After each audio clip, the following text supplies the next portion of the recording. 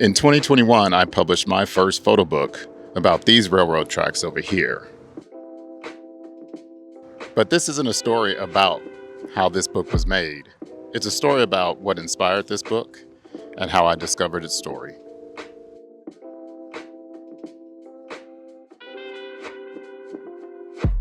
It was a foggy morning in 2020.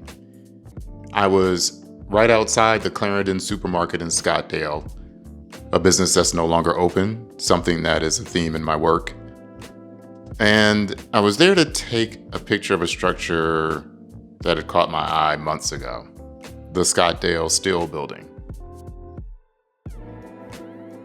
You see, I've been traveling these neighborhoods and streets for several months, developing my skills as a photographer, learning how to find a style. Bridges, crossings, old buildings, industrial sites.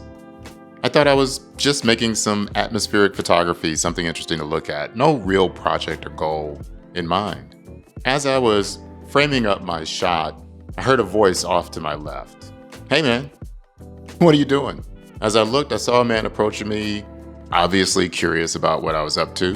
I told him what I was doing, taking pictures of the neighborhood, and we got to talking about the history of their area and where it is today. Turned out he was a longtime resident of Scottdale and actually worked at the Scottdale Supermarket. And during that conversation, he said something that stuck with me.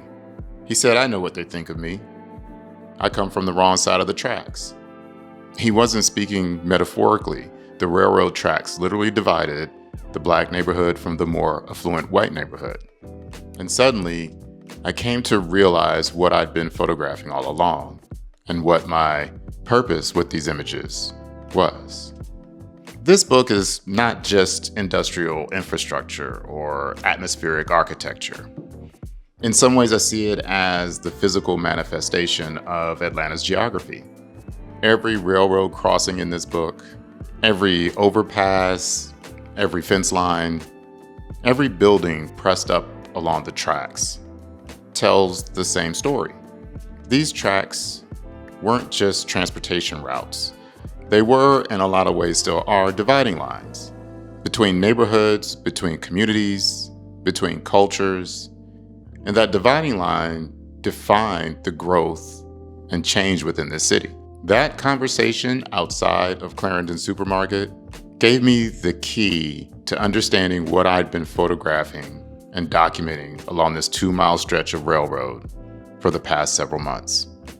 Beaten Tracks Volume 1 is 37 photographs following this corridor through Atlanta's neighborhoods.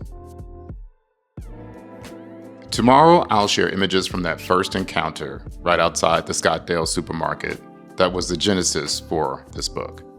And over the next week, I'll show you how these tracks shaped Atlanta, divided communities, and shaped the geography you see in these photographs. Thanks for joining me on this journey.